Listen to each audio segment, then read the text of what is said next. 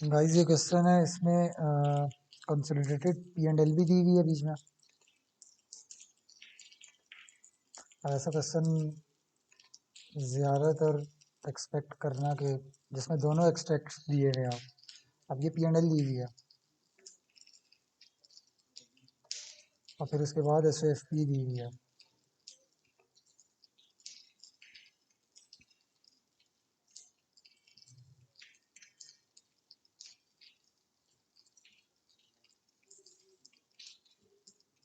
S F P तकरीबन complete the हुई है, पी एंड एल का कुछ फिगर्स दिए हुए थे।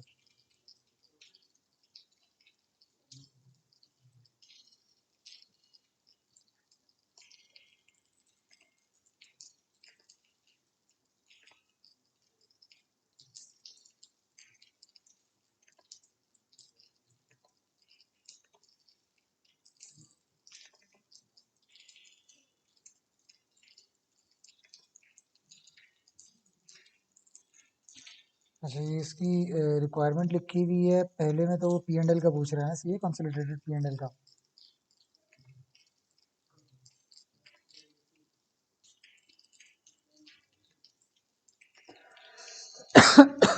उसके बाद वो कंसोलिडेटेड एस एफ पी बनवा रहे 15 मार्क्स की।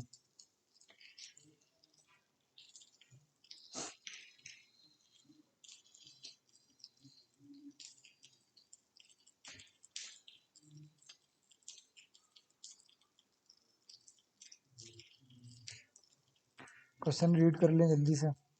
1 जनवरी X4 को एक्वायर किया,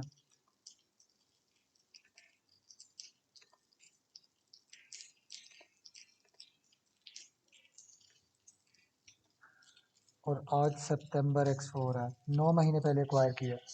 पी एंड एल का क्वेश्चन वैसे भी जब भी आएगा पी एंड एल का क्वेश्चन, उसमें वो लास्ट बन मिड ईयर एक्विजिशन करवाता है, क्योंकि पी एंड एल के साथ ज़्यादा सूटेबल है वो ये वाला सिनेरियो। सही है, तो पी एंड एल में ऐसे ही सिनेरियो होता है। तो एस एफ पी में इसका इतना ज़्यादा वो नहीं है इम्पैक्ट इस डेट्स का। इसका इम्पैक्ट सिर्फ आता है जो डिप्रिसिएशन वगैरह हम करते हैं फेयर वैल्यू एडजस्टमेंट की, जो अनवाइंडिंग ऑफ डेफर्ड कंसिडरेशन वो करते हैं, लोन नोट्स पे सूद जो कैलकुलेट करते हैं, तो वो डेट्स को देख के करना। रिटेन्ड अर्निंग एट एक्विजिशन और एट रिपोर्ट सब्सिडरी वाली जो निकालती है वर्किंग टू में, वो डेट्स को देख के करना। तो पी एंड एल में तो हर फिगर ही डेट्स के हिसाब से होगा।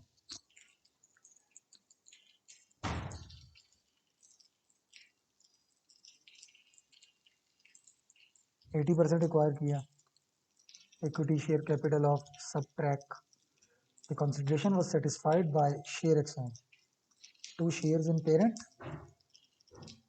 for every 3 shares acquired. Her 3 acquired पे हमने 2 shares दिए हैं. 2 shares in parent for every 3 shares acquired. और चलो शेयर एक्सचेंज निकाल लेंगे, प्राइसेस भी दी हुई हैं, तो पेरेंट की प्राइस से मल्टीप्लाई भी कर लेंगे। सही है, पेरेंट की प्राइस से मल्टीप्लाई करते हैं कि शेयर्स एक्वायर्ड से निकालो कि शेयर एक्सचेंज्ड, और फिर पेरेंट की शेयर प्राइस से मल्टीप्लाई। फिर कह रहे हैं कि प्लास्टिक विल आल्सो पे कैश कंसिडरेशन ऑफ 227.5 सेंट्स। सही है, $0.275 किस दिन एक्वायर किया हम लोगों ने? जनवरी में X4, और पेमेंट करेंगे ठीक 1 साल बाद। तो 1 साल के लिए डिस्काउंट करना है। देखो, उसने कहा है कि मैं आपको दूंगा, पेरेंट ने कहा सब्सिडी को मैं आपको दूंगा 1 साल बाद $0.275 फॉर ईच एक्वायर्ड शेयर। जितने मैंने शेयर आपके एक्वायर किए हैं ना, ये नहीं कि जितने मैंने शेयर आपको दिए हैं, नहीं, वो जो दिए हैं वो ये पहले वाली कंसिडरेशन में आएंगे। जितने एक्वायर किए हैं ना, उसके हर शेयर पे इतने पैसे दूंगा मैं आपको, बट 1 साल बाद। तो 10% हमें डिस्काउंट रेट दिया हुआ है प्रेजेंट वैल्यू में लाने के लिए, डेफर्ड कंसिडरेशन और शेयर एक्सचेंज जैसा। कोई मसला नहीं, अभी 1 मिनट में निकल आएगा। आगे बढ़ते हैं।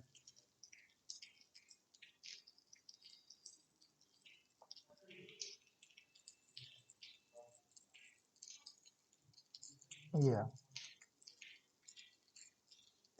सब्सिडी की एक प्रॉपर्टी थी जिसकी फेयर वैल्यू 4 मिलियन ज़्यादा थी, तो वर्किंग टू में और स्टेटमेंट में एडजस्ट कर लो। और और वो कह रहे हैं कि भाई डेप्रिसिएशन के चार्जेस मैं आपको निकाल के दे रहा हूँ, आप मेरे से लाइफ मत पूछो, मैं आपको नहीं बताता। एग्जामिनर कह रहे हैं मैं आपको डेप्रिसिएशन चार्ज निकाल के देता हूँ। For consolidation purposes this led to an increase in depreciation charges. वो कह रहे हैं अगर 4 मिलियन आप बढ़ाओगे तो 1 लाख 0.1 मिलियन उससे डिप्रिसिएशन भी है। और सब track has not incorporated the fair value property increase. उसने 4 मिलियन नहीं लिखा हुआ, मतलब डिप्रिसिएशन भी नहीं लिखी हुई। Next next paragraph. ये पहले वाले में 4 मिलियन का इंक्रीज है और 1 लाख की डिप्रिसिएशन, दोनों फिगर्स गिवन है। जिसको फुली फॉर्मेट रट्टा है ना, याद है, तो वो बच्चा एक एक मिनट में सब कुछ इनपुट करता जाएगा उस एक्सेल में। ये तो मैं पढ़ रहा हूँ अभी, जब एक्सेल में ड्रिलिंग करूंगा देखना कितने क्विक करूंगा।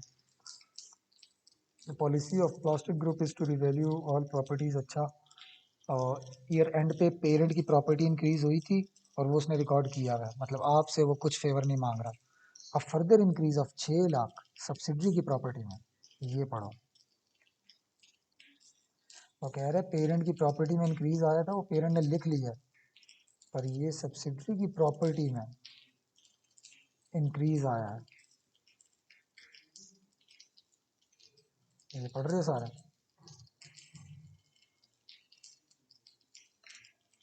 और वो कह रहा है this has not been recorded, और ये रिकॉर्ड नहीं हुआ हुआ। और ये किस दिन आई थी इंक्रीज रिवैल्यूएशन की? क्या एक्विजिशन से पहले, एक्विजिशन वाले दिन, या एक्विजिशन के बाद, पोस्ट एक्विजिशन? तो ये पोस्ट एक्विजिशन आज के दिन आई है। Excellent, post acquisition revaluation finally आ गई है एग्जाम्पल में। सही है। और पोस्ट एक्विजिशन रिवैल्यूएशन क्या करना था मैं बताता हूँ, तुम लोगों को पता होना चाहिए, तुम लोगों को अभी तक प्रैक्टिस तो इतनी हो जानी चाहिए। ये चौथे पांचवें दिन रट्टा होने लग जाती है बंदे को, सही है, तो बस वो आखिरी दिन होता है इसका क्वेश्चन, इसका 100% सही होना चाहिए। ये जरा नेक्स्ट वाला बुलेट पढ़ो, ये ऊपर वाले में तो क्लियर है, नेक्स्ट वाला बुलेट पढ़ो जरा, ये बड़ा स्पेशल बुलेट मुझे नजर आया। वो कह रहे हैं ऑन 30 सितंबर, ये तो आज की डेट है, plastic accepted 1 million loan notes from intra group. Loan note आया है, वो लोन नोट भी हटा देंगे, और जिसने इन्वेस्टमेंट लिखी हुई हो वो इन्वेस्टमेंट भी हटा देंगे, जिसने सूद लिखा हो वो सूद भी हटा देंगे। बट सूद नहीं होगा, क्यों? क्योंकि ये ईयर एंड पे लोन दिया गया है, अगले साल सूद का भी इंट्रा ग्रुप हुआ करेगा। अच्छा, नेक्स्ट में sales from parent to subsidiary throughout the year 3 lakh हर महीने था, पूरे साल 3 लाख हर महीने, तो पूरे साल तो ये हमारी सब्सिडरी नहीं थी, 9 महीने में सब्सिडरी बने, तो 9 महीनों का मल्टीप्लाई बाय 3 लाख, इतनी सेल्स की है पेरेंट ने, और सारी 25% मार्कअप पे की थी। अच्छा, वो कह रहे जो सब्सिडरी ने पेरेंट से खरीदी थी उसमें से 6 लाख की इन्वेंट्री, सब्सिडरी को जो 6 लाख की इन्वेंट्री पड़ी थी ना, पेरेंट ने तो सेलिंग प्राइस पे बेची होगी इसे 25% मार्जिन मार्कअप लगा के, तो सब्सिडरी के इन्वेंट्री में वो 6 लाख की स्टॉक शामिल है, तो क्लोजिंग इन्वेंट्री दे दी है। तो ये क्लोजिंग इन्वेंट्री उसने डायरेक्ट दे दी है, तो पर्क उसी पे डायरेक्ट निकालेंगे। नेक्स्ट वाले में सी आई टी दिया है, ऊपर वाले में बस पर्क दिया हुआ था, नेक्स्ट वाले में C I T. G I T में पर्क से पहले जी आई टी की एंट्री करना, बट सी आई टी का पर्क के साथ कोई लेना देना नहीं है, ये बात याद रखो। सी आई टी का सिर्फ कैश और रिसीवेबल के साथ है, स्टॉक के साथ है ही नहीं।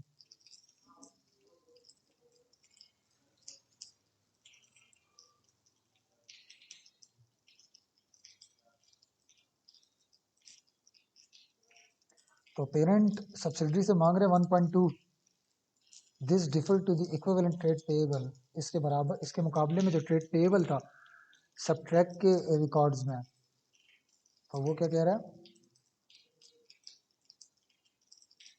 हाँ, वो कह रहा है कि ये दिस डिफर्ड, ये 1.2 जो था वो सब्ट्रैक्ट कुछ और कह रहा था। अब वो कितना कह रहा था? वो कह रहा है कि भाई मैंने तुम्हें 4 लाख दिए हैं,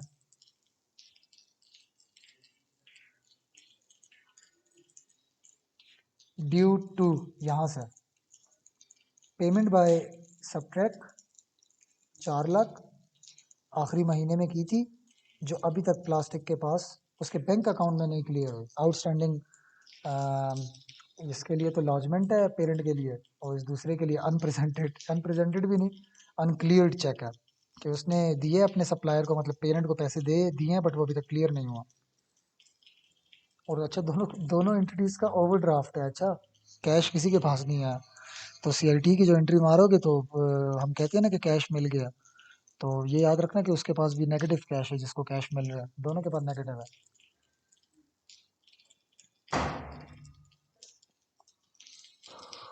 तो बहुत अच्छी एग्जांपल है, मैं खुद बड़े देर से बात कर रहा हूँ, बहुत अच्छी एग्जांपल है, अभी करते हैं इसको। एनसीआई फेयर वैल्यू पे निकालना है, और वो कह रहा है कि भाई सारे महीनों में प्रॉफिट सेम है, कोई सीजनल बिजनेस नहीं है ये, और पूरे साल में 2 मिलियन का उसने प्रॉफिट बनाया है। तो करते हैं इसको आंसर इसका।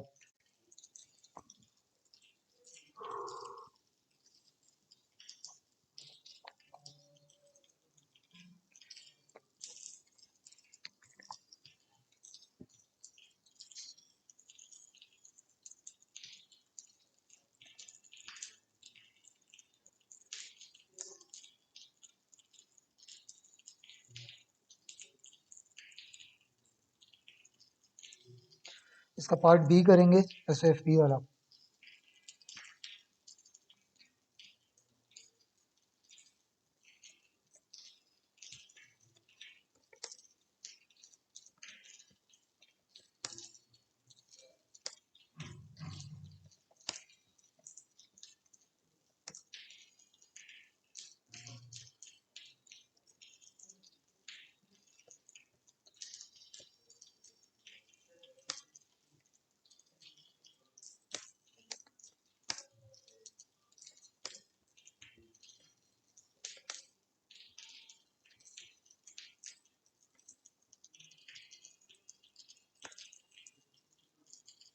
तो मैंने बताया कि जब पता हो कि एस एफ पी बनानी है तो छोटा मोटा टेम्पलेट बना दो पहले ही। सबसे पहले दिया हुआ है इसका एस एफ पी में पीपी, प्रॉपर्टी प्लांट इक्विपमेंट।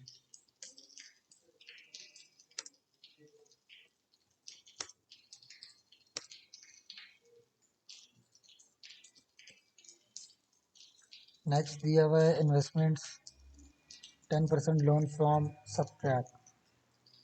अच्छा, अब ये क्या है कि लोन नोट फ्रॉम सब्ट्रैक्ट, तो लोन नोट में इन्वेस्ट किया हमने, प्लास्टिक में किया, प्लास्टिक में किया।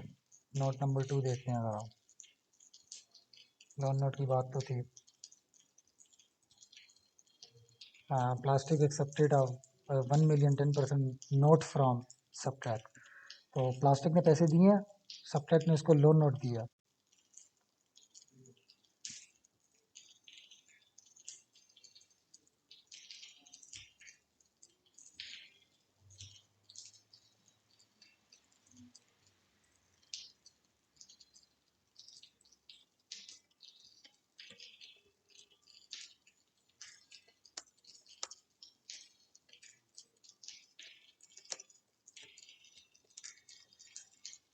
अच्छा, ये पेरेंट ने इन्वेस्टमेंट की हुई है, अच्छा ये बात याद रखो। उस पेरेंट ने, उसने लिखा हुआ है parent accepted a note from subtract, note from subtract, subtract ने दिया है।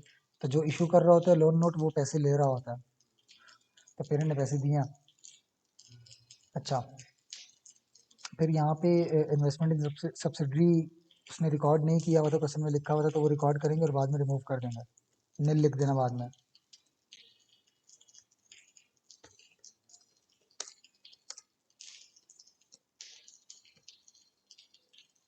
फिर गुडविल आती है, इधर पता होना चाहिए।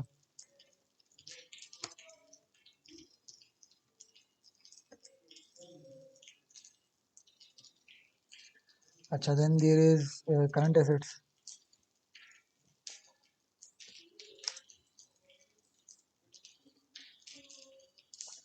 देन शेयर कैपिटल,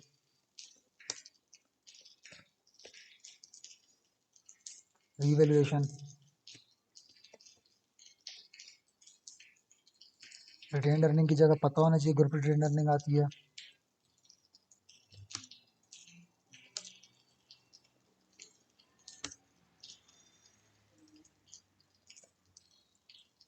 और एनसीआई भी आता है।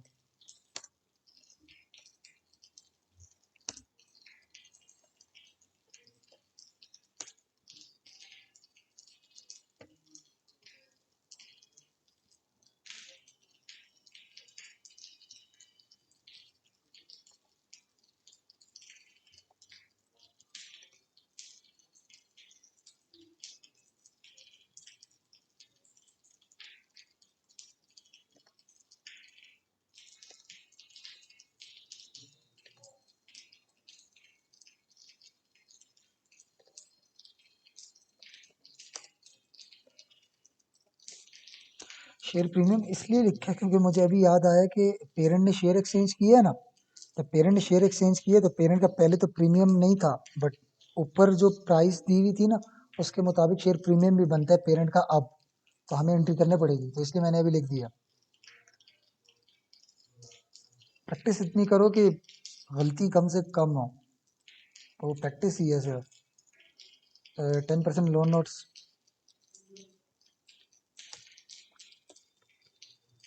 ये नॉन करंट लाइबिलिटी होगी, और ट्रेड पेएबल्स, और हमने उसको बोला कि 1 साल बाद पैसे देंगे। अब देखो पिछली क्वेश्चन में मैंने और अप्रोच इस्तेमाल की थी, कैसे कि मैं क्वेश्चन पढ़ रहा था तब मैं लाइक कि ये चीज़ें डेफिड कंसंट्रेशन ये चीज़ें लिख रहा था, अभी मैंने क्वेश्चन पढ़ा है तो मुझे सारा याद आ गया ये क्वेश्चन ही, कि यार इसमें ये चीज़ें हैं, अभी पढ़ते हुए सारा मेरे ज़हन में आ गया। तो इसी तरह तुम लोग जितनी प्रैक्टिस करोगे तो वहाँ पे क्या होगा कि टेम्पलेट बनाते वक्त ये चीज़ें याद आ जाएंगी कि भाई इसमें ये आता है, बस हमें पता है। अच्छा, आगे चलते हैं।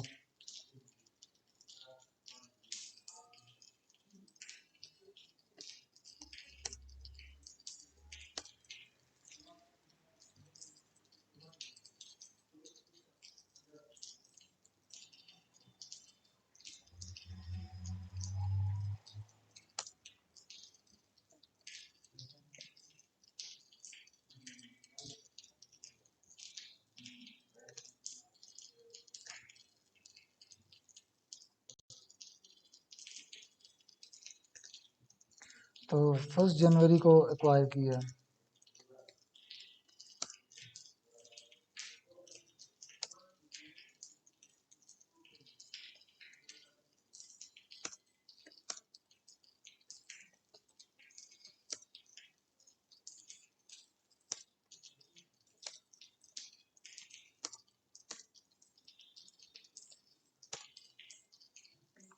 अच्छा, अब ये देखो मैंने पहले क्या लिखा है ग्रुप स्ट्रक्चर में, जो उसने लिखा है ना मैंने उसी जुमले को उल्टा दिया।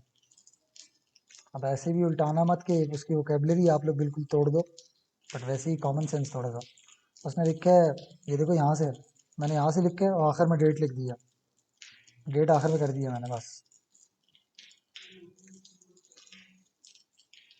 अच्छा, वर्किंग टू, आप W2 लिख सकते हो क्योंकि आपने ऊपर इंडिकेट कर दिया।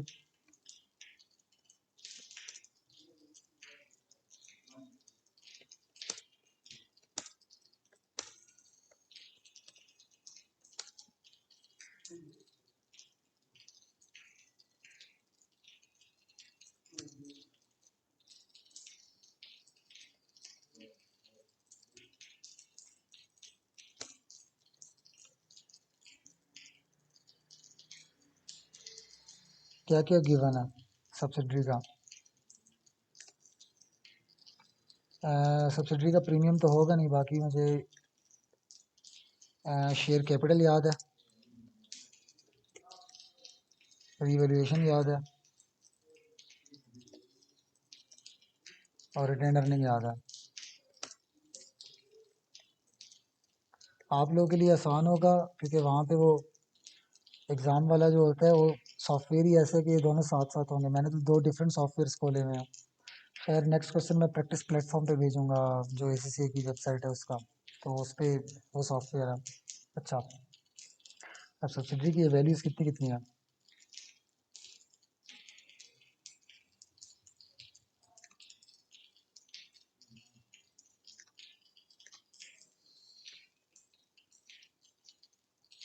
रिवैल्यूएशन सरप्लस नहीं है, उसकी रिवैल्यूएशन हुई है एक्विजिशन के बाद, बट पोस्ट एक्विजिशन रिवोल्यूशन यहाँ पे नहीं आती।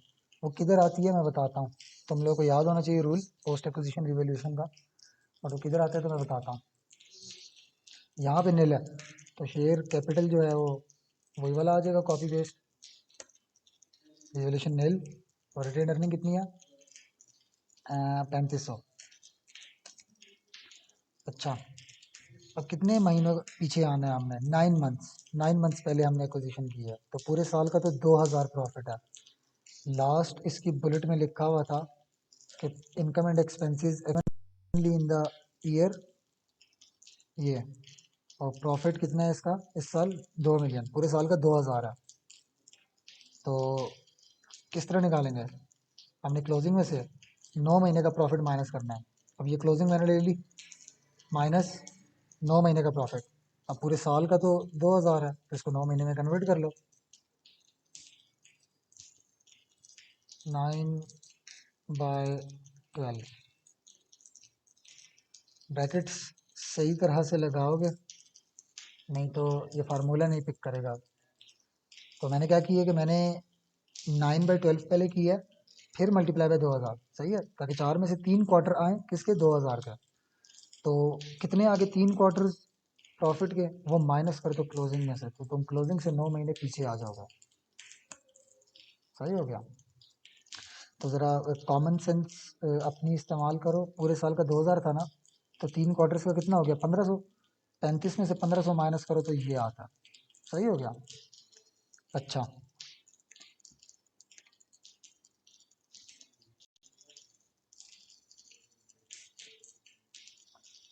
तो अभी तक हमने कुछ पढ़ा है नहीं? इक्विटी देखी है सब्सिडरी की, अब पढ़ते हैं। अब यहाँ से करते हैं बस हम। तो वर्किंग 1 और ये वर्किंग 2 थी।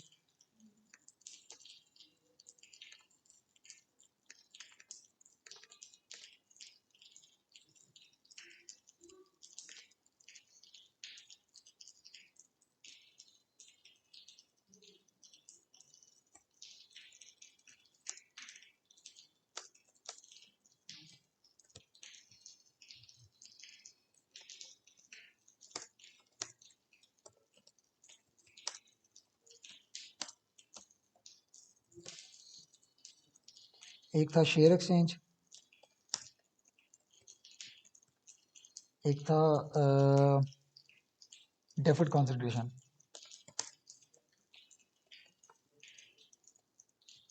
अच्छा, अब पिछली बार मैंने यहीं पे डिटेल में बनाया था, शेयर एक्सचेंज भी और डेफर्ड कंसिडरेशन। अब नहीं बना था। अब यहाँ पे इसी के आगे निकालूंगा शेयर एक्सचेंज कंसिडरेशन, हेडिंग डालूंगा।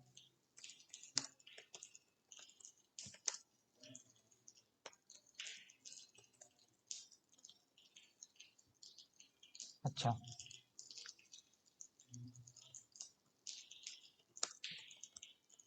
सब्ट्रैक्ट के कितने शेयर हैं ये वर्किंग 2 से भी पता लग जाना, और इक्विटी इसकी 9000 की बना। हाँ 9000 है एट रिपोर्ट। तो 9000 टोटल शेयर हैं, और 9000 में से 80% हमने एक्वायर किए हैं।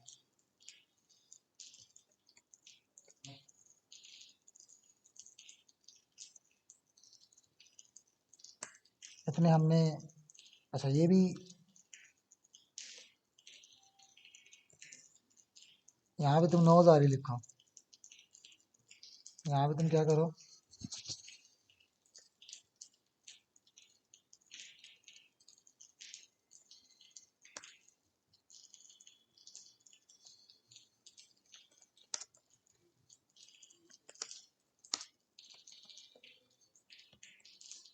सही हो गया।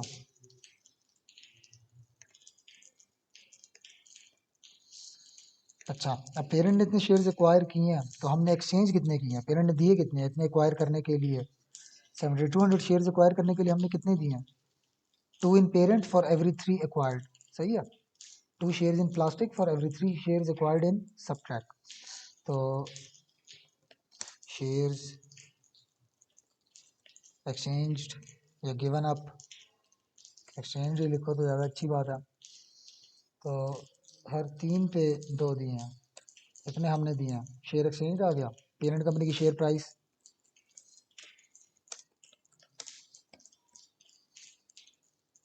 कितनी थी, लिखी हुई है $3। तो share consideration, share exchange consideration,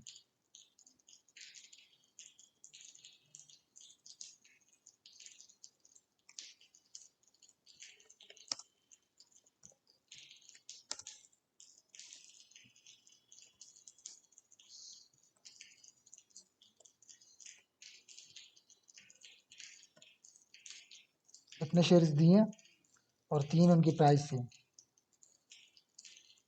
तो इधर आ जाओगे, इक्वल टू डाला। अब ये मैं कीबोर्ड से कर रहा हूँ, सही है, क्योंकि मुझे लैपटॉप का माउस पसंद ही नहीं है इस्तेमाल करना, और ना मैंने इतनी प्रैक्टिस की है माउस की। तो माउस से तेज़ होता है, सही है, वो यूज़ करोगे तुम लोग पेपर के वक्त और प्रैक्टिस में भी, तो तेज़ तेज़ होगा फिर। अच्छा, डेफर्ड कंसिडरेशन इधर ही, इसके आगे लिखते हो, ऊपर लिखते हो, ऊपर का नहीं नीचे लिखो, ये एक ही लाइन लेगी, उधर भी डायरेक्ट भी निकलता है, सही है। देखो किस तरह निकलेगा ये। हमने कहा कि जितने शेयर एक्वायर किए हैं ना, उसके हर शेयर पे $0.275 हम देंगे। इतने हो गया।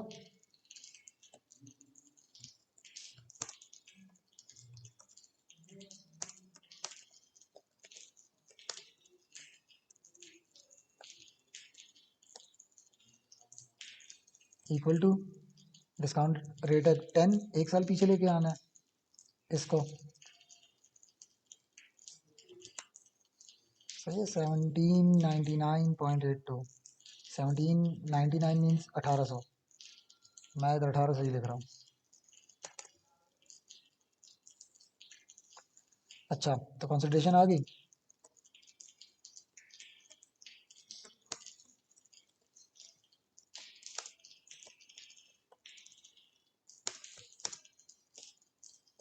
अच्छा, इस क्वेश्चन में बहुत मज़े मज़े की चीज़ें भी आगे आएंगी। अच्छा, मैं भी कहूँ इतनी जल्दी जल्दी क्यों हो रहा है। अच्छा, उसने कहा था फेयर वैल्यू पे मेजर करो, तो हमारे हिस्से में तो शेयर्स आए थे 9,000 में से कितने, 7200, बाकी के इसके थे, एनसीआई के।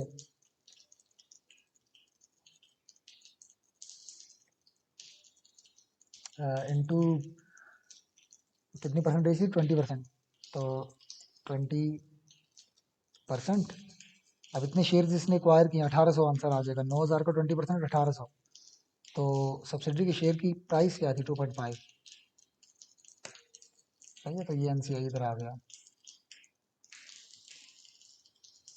कोई ट्रिकी सी सिचुएशन हो जिस तरह से ये, तो उसको फिर सही तरह से समझाओगे, समझाओगे नहीं तो। अब ये सारी वैल्यूज़ फार्मूले में लिखना आसान था मेरे लिए, बट आप लोग प्रेजेंटेशन करो, अभी वो प्रेजेंटेशन लंबी लंबी करवाएगा, आगे फिर क्विक आप लोग आगे जाके देखोगे कि एक ही फार्मूले में पूरी पूरी एनपीवीज कैलकुलेट हो रही होंगी इतने बड़े बड़े फॉर्मेट की। अच्छा, तो यहाँ से टोटल कंसिडरेशन ये आ जाती है हमारी भी और एनसीआई की भी, तो net assets of subsidiary at acquisition.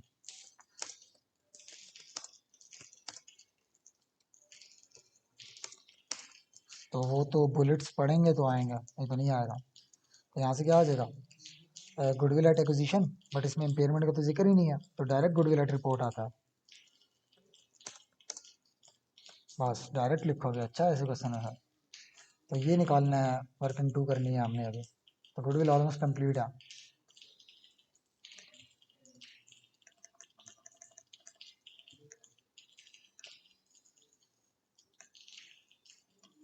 अच्छा, अब ये जो शेयर एक्सचेंज कंसिडरेशन है, इसकी एंट्री क्या होगी।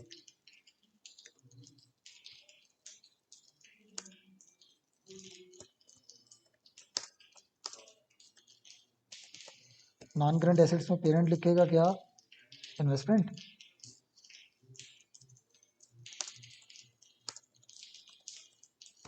शेयर कैपिटल में कितना जाएगा,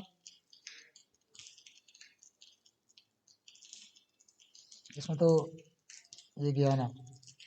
अब टोटल शेयर्स हमने कितने दिए थे, 4800 शेयर्स। हमारे हर शेयर की क्या पार वैल्यू थी, 1। 48 इधर आ गया, अब बाकी प्रीमियम में चला जाएगा, एक्सेस अमाउंट प्रीमियम में चली जाएगी। अच्छा, यूँ ना करो, तुम लोग ज़्यादा बेहतर है कि यूँ ही करो कि इतने शेयर्स का एक्सेस देन पार कितना है। अगर हमने जब शेयर इशू किया था तो $3 का था ना हमारा, $3 का था, ये लिखा हुआ है। तो 1 तो चला गया पार में, कैपिटल में, तो 2 जाएगा प्रीमियम में। ये हो गया, सही है।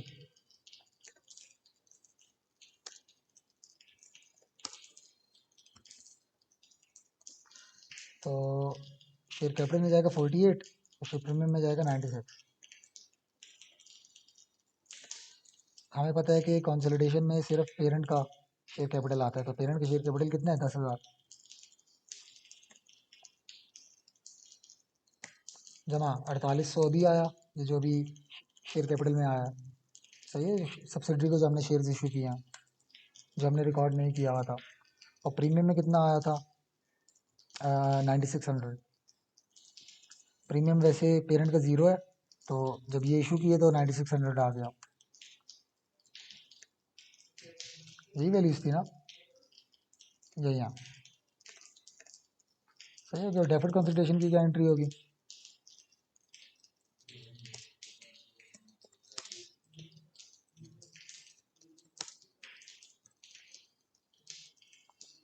ये 1800 की, मैंने इसको 1800 के बराबर लिया हुआ है, सही है।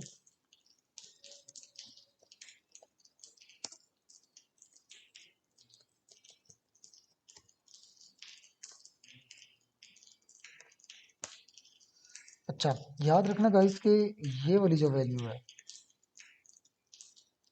ओहो, ये और ये वाली एंट्री,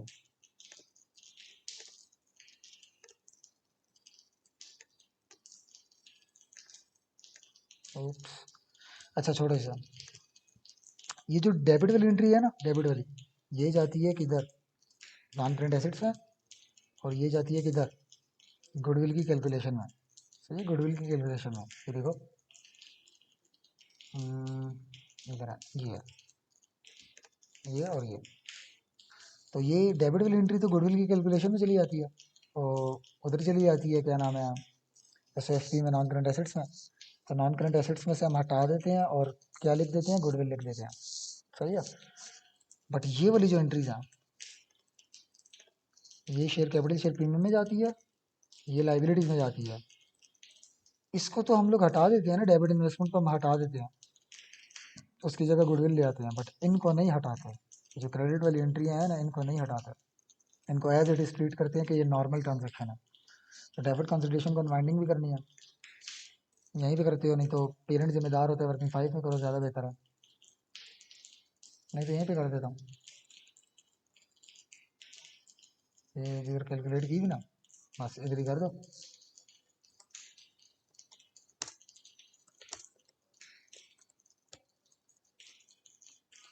अनवाइंडिंग और डिस्काउंट होगा कि इसी पे हमें लगाना पड़ेगा वो रेट, बट 9 महीने गुजरे हैं अभी।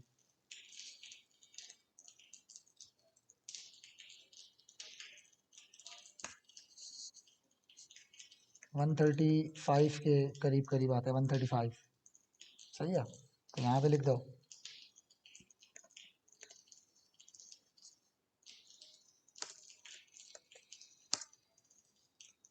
डेबिट जी अभी वर्किंग 5, क्रेडिट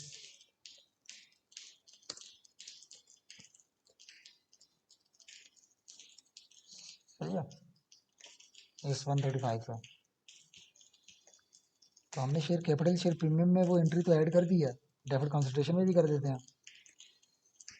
एक 1800 थी उसकी प्रेजेंट वैल्यू, और फिर उसमें अनवाइंडिंग भी हुई है 135 की। आप लोग लिंक लगा के करो तो ज़्यादा बेहतर है। ये इसकी प्रेजेंट वैल्यू थी, सही है, ये वाली 1800 जो मैंने ली थी, प्लस ये है, तो देखो इधर ऐड हो गया, अनवाइंड भी हो गया। तो थोड़ा सा टाइम लग गया, और तो कुछ भी नहीं हुआ। तो आगे चलते हैं। तो मैं बीच में तुम लोग को समझा रहा हूँ तो तब टाइम लग रहा है, नहीं तो जल्दी जल्दी हो जाता है। अब वो वर्किंग 2 पे ले आया।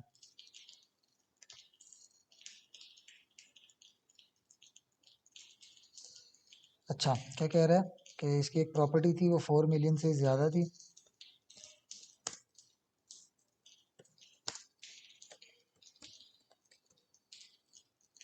फोर मिलियन से बढ़ रही है और उसने कहा था कि डिप्रिसिएशन में तुम लोगों को निकाल के देता हूँ, ये लो। सही है, तुम लोग मत निकालो। अच्छा, और नेक्स्ट वाले में कहा था कि रिवैल्यूएशन एक्सीलेंट। मुझे बताओ कि पोस्ट एक्विजिशन रिवैल्यूएशन का क्या करते हैं? पोस्ट एक्विजिशन रिवैल्यूएशन का क्या करते हैं? जो पेरेंट के हिस्से की होती है वो पेरेंट के रिवैल्यूएशन में ऐड करके इधर लिखते हैं। यहाँ पे सिर्फ पेरेंट का रिवैल्यूएशन आता है। पेरेंट का रिवैल्यूएशन क्वेश्चन में कितना है?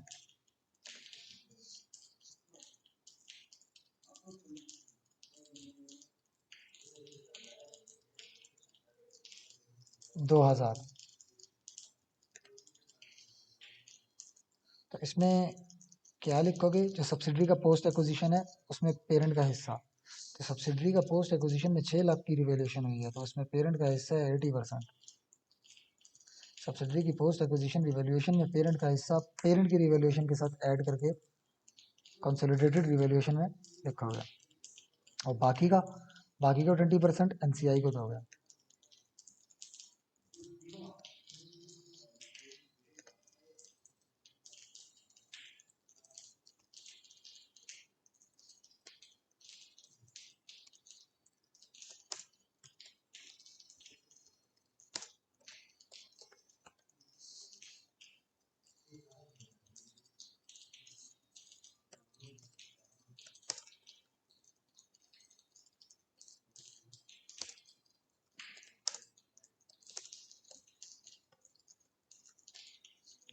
तो सब्सिडरी की रिवैल्यूएशन हुई है 6 लाख, जिसमें से 20% किसका? एनसीआई का। सही है। अच्छा, और आगे चलते हैं। ये पहले वाला पैराग्राफ इज डन।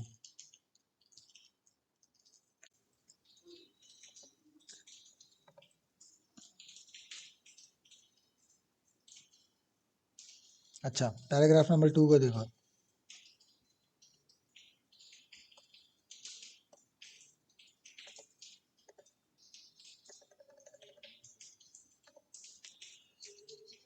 कह रहा है ईयर एंड पे प्लास्टिक ने इन्वेस्ट किए सब्सिडरी में और सब्सिडरी ने उससे लोन लिया।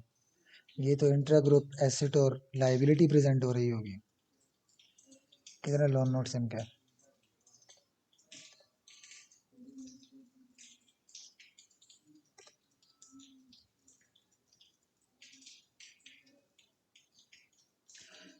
पेरेंट ने लिखी हुई है इन्वेस्टमेंट और सब्सिडरी ने लिखी हुई है लाइबिलिटी।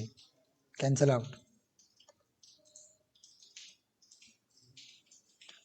जब सब्सिडरी का वो 1 मिलियन हटा देंगे तो पेरेंट का सिर्फ 2500 रह जाएगा।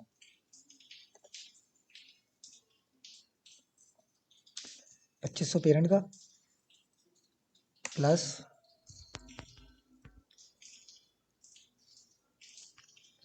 1000 सब्सिडरी का जो इसने लोन पेरेंट से लिया है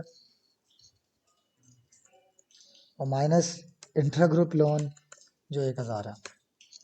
सही है, तो 2500 आ जाएगा। आप एंड में स्टेटमेंट के लिख भी दो या कहीं साइड पे लिख दो वर्किंग्स के पास कि भाई ये जो 10% लोन नोट दिया है, इन्वेस्ट किया था पेरेंट ने, सब्सिडरी ने दिया था उसे, तो लोन एक्वायर किया था सब्सिडरी ने, ये इंट्रा ग्रुप ट्रांजैक्शन है और इसको हम रिमूव कर देंगे। और यहाँ पे आपने न्यूमेरिकली भी ये प्रेजेंट कर दिया। अच्छा, वो पेरेंट की इन्वेस्टमेंट से भी हटाओ।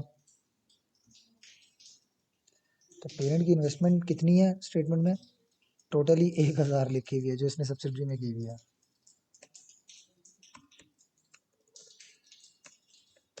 तो वो 1000 हटा दिया। सही है। इन्वेस्टमेंट इन सब्ट्रैक्ट कितनी है? 14400 जमा 1800 थी और इसमें से यही माइनस कर दो। सही है, यही वाला माइनस कर दो। ये हो जाएगी 16200।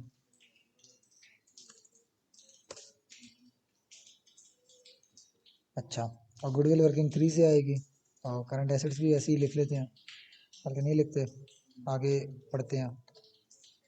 तो intra group loan notes guys, intra group interest receivable payable remove करोगे। इसके बाद सेल्स, यस, सब्सिडरी के पास स्टॉक कितना था, 6 लाख का रह गया था और उस पर 25% मार्कअप लगा हुआ था। ड्यूरिंग द ईयर सेल्स तो बड़ी ज़्यादा हुई है। अब ये सारी सेल्स इसने टोटल क्यों दी हुई है, क्योंकि ये P&L बनवा रहा है, तो P&L में ये काम आएगा total sales.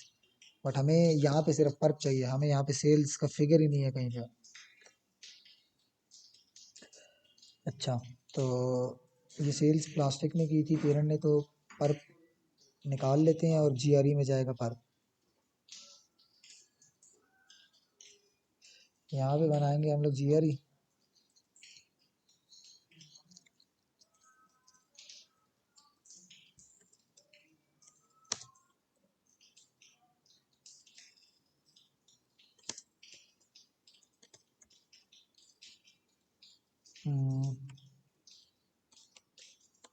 Plastic retained earnings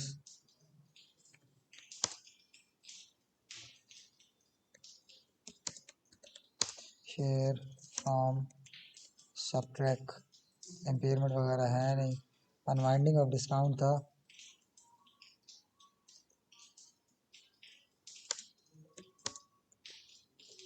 unwinding of deferred consideration discount लिख दो। अच्छा, पर्प, तो इसके पास ही पर्प निकालना, इधर निकालना, क्या नहीं तो इससे नीचे निकालना।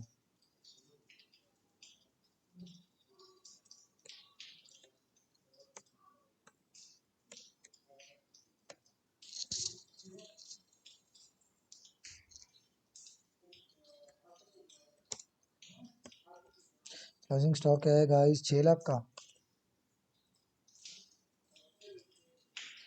अच्छा, इस पे मार्कअप लगा हुआ था 25%, तो प्रॉफिट लिख भी तो 25% यहाँ पे एवी, तो यहाँ पे लिख देना प्रॉफिट ऑन, या पर डायरेक्ट पर लिखो। तो मार्कअप लगा हुआ है ना, मार्कअप में जो सेलिंग प्राइस है ना, ये जो सेलिंग प्राइस 600 जो दी हुई है, ये 125% है, सेलिंग प्राइस ज़्यादा होती है। तो जो वैल्यू गिवन है उसको अपनी ज़ाती परसेंटेज पे डिवाइड करो, और जो आपको चाहिए उसकी परसेंटेज से मल्टीप्लाई करो। 120 इज द पार, सही है। और यहाँ पे लिख भी दो।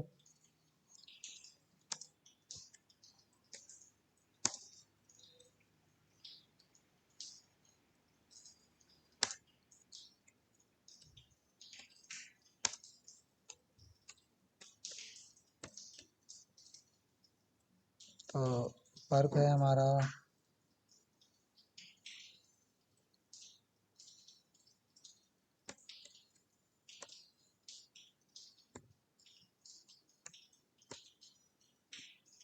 मेंशन कर दिया करो साथ में, और ज़्यादा बेस्ट जो है इफ़ेक्टिव वो है लिंक लगाना। मैं गाइस ये माउस नहीं यूज़ कर रहा, तो 120 पर है। फिर यही इन्वेंट्री में भी जाके एडजस्ट करना है आप लोगों ने।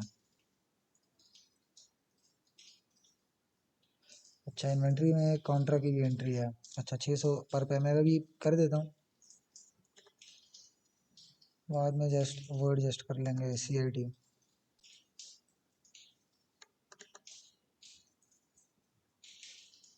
करंट एसेट्स हैं इनके 9,000 और 4,000।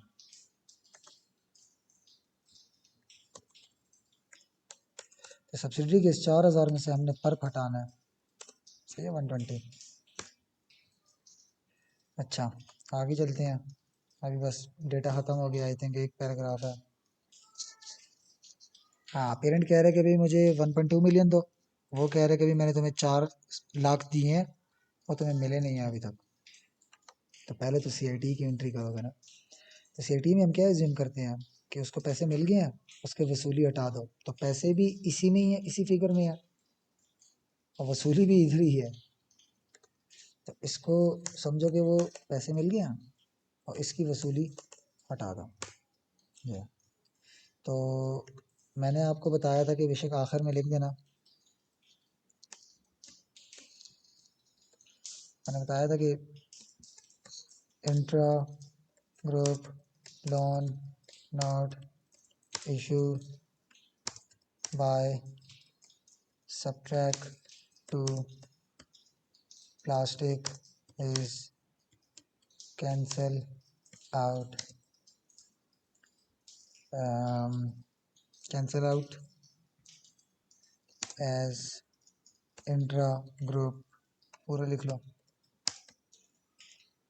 ट्रांजैक्शन। नहीं तो रीजन अगर लिखनी हुई ना स्टैंडर्ड की वो बहुत लंबा हो जाएगा, वो जब टाइम हो एक्स्ट्रा तब लिखना। As consolidated financial statement presents assets and liabilities outside the group, liabilities of the group as a whole। ये स्टैंडर्ड की ज़ुबान है जो मैंने लिखी है, बट तुम लोग उस वक्त इतना जहन में आएगा नहीं। अच्छा, एक और चीज़ जो मैं बता रहा था कि वो CIT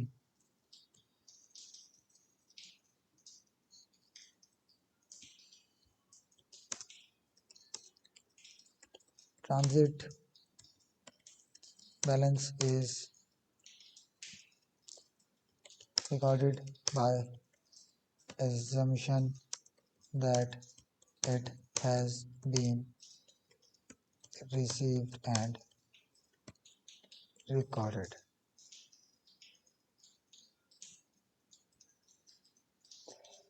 अच्छा, तो ये साथ में मेंशन कर सकते हो, अच्छी बात है, नंबर देगा वो एक्स्ट्रा।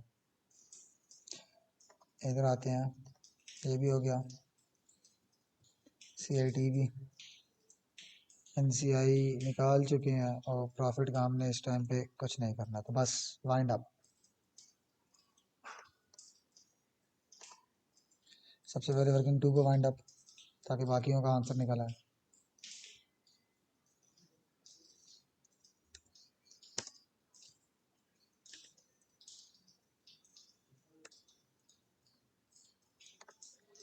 रिटेन्ड अर्निंग प्लस होती है और fair value of property increase हुई है।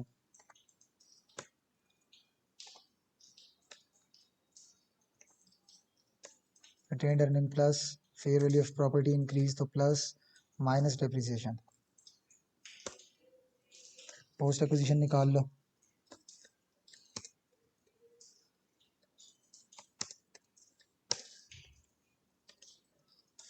तो इक्वल टू इसमें से माइनस करो 15,000, तो 1400 आंसर आ जाएगा। पोस्ट एक्विजिशन आ गया, तो पोस्ट एक्विजिशन NCI के पास जाएगा, कुछ GRE के पास।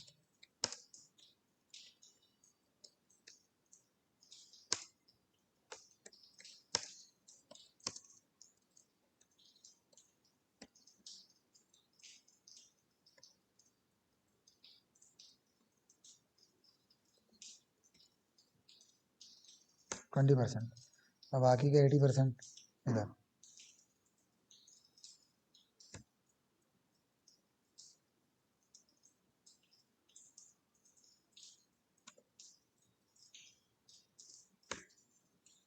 सही है, इधर आ जाएगा।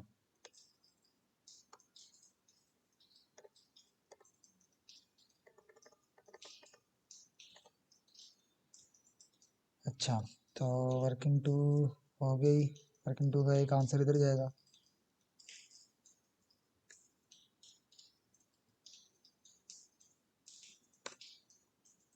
गुडविल आ जाएगी।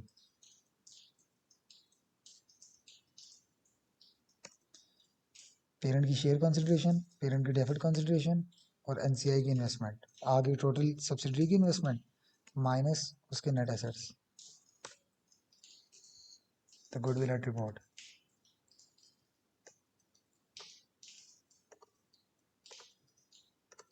सही है, और ये 5700 जो है कॉपी कर लो,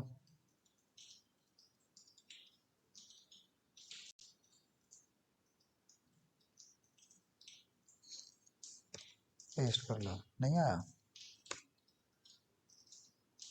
नो आए, बस तुम लोगों ने लिंक लगाना है, सही है, ताकि उधर कोई वैल्यू बाद में चेंज करो तो यहाँ भी चेंज हो जाए ऑटोमेटिकली। अच्छा, देन वर्किंग 3 भी वाइंड अप हो गई, तो वर्किंग 4 5 भी वाइंड अप कर लें।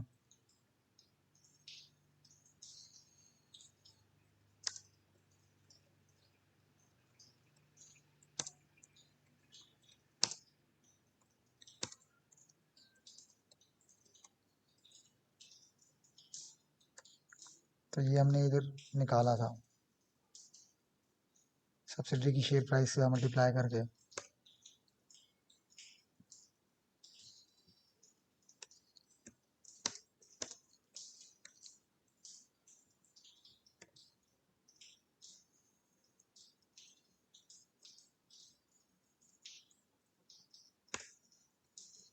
$4900।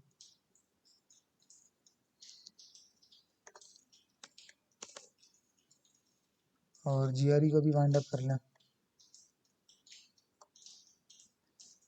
पेरेंट की रिटेन अर्निंग कितनी है?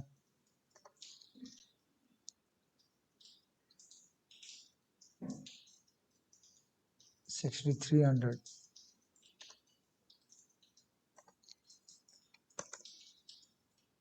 वाइंडिंग ऑफ डिस्काउंट 135 था, आई नो।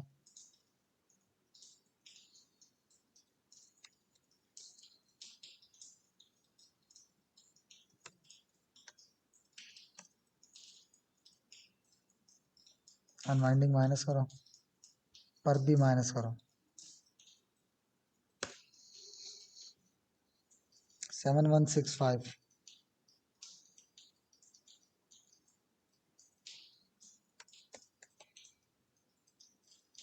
लोन नोट्स भी हो गए थे, और ट्रेड पेबल्स और रिसीवेबल्स में कॉन्ट्रा।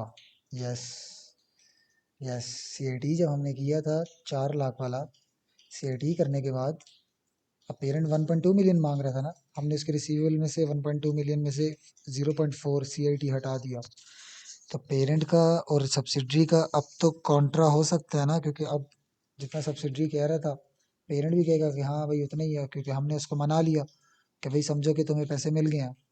तो अब तो दोनों का 8 8 लाख बराबर आ रहा होगा ना। तो इनकी लाइबिलिटीज थी 7900 प्लस 4400, माइनस करो वो इंट्रा ग्रुप जो पेएबल सब्सिडी ने 8 लाख लिखा हुआ है, और इसी तरह रिसीवेबल में से भी।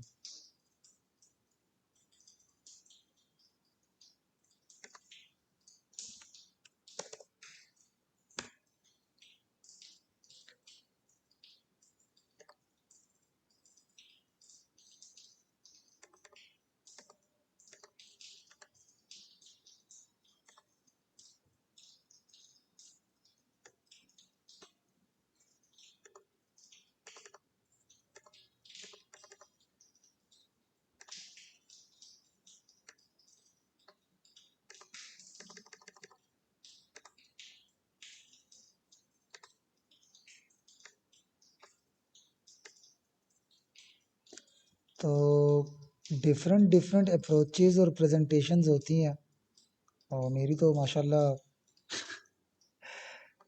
बड़ी ही गड़बड़ है। ये तो मैंने फिर भी तुम लोग को पढ़ाने की खातिर कुछ अच्छी बना दी है। तो बात ये है कि तुम लोगों ने अपनी हर वर्किंग, हर चीज़, हर कॉन्सेप्ट उसको समझाना है, तो वो उतने ज़्यादा नंबर देगा, बट टाइम कॉन्स्ट्रेंट के अंदर अंदर मोस्ट इम्पॉर्टेंट चीज़ें उसको बतानी है। सही है, कोई भी फिगर ऐसा नहीं लिखना जो तुम जस्टिफाई ना कर सको, वो नंबर नहीं देगा। हर रिपोर्ट में उसने ये बात बताई हुई है। ये पीपी में हमने कुछ लिखने की जहमत नहीं की।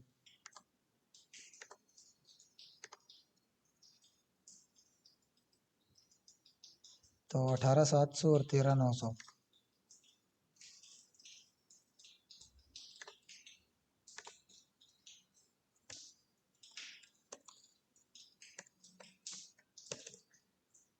सब्सिडी का 4 मिलियन से इंक्रीज हुआ था, और 1 लाख की डेप्रिसिएशन थी। सही है, तो अब ये कंप्लीट है, ये फाइल मैं शेयर कर दूंगा।